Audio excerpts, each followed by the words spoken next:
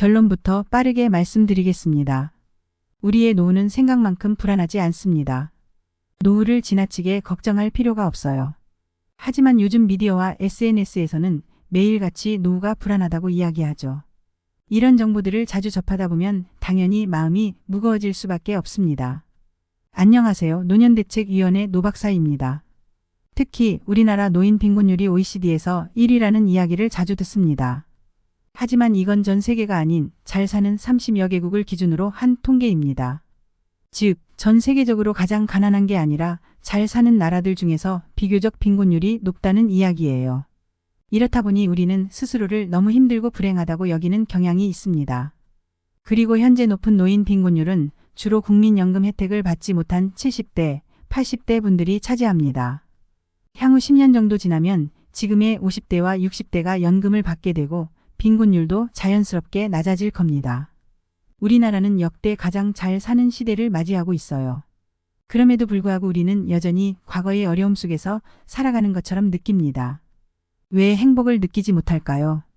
우리가 행복을 느끼지 못하는 이유는 주변 사람들과 자꾸 비교하기 때문입니다. 예전에는 다들 어렵게 살았기 때문에 나만 힘든 게 아니라고 생각하며 살았어요.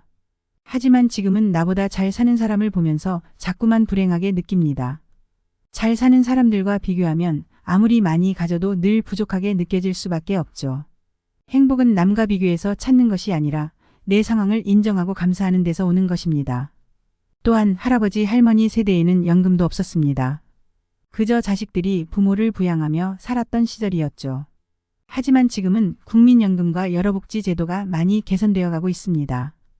비교적 안정된 노후를 기대해 볼 수 있는 환경이 갖춰지고 있다는 뜻입니다. 그리고 인구가 줄어들면서 노동력이 감소한다는 걱정도 있는데요. 저는 이 부분도 크게 걱정하지 않으셔도 된다고 생각해요.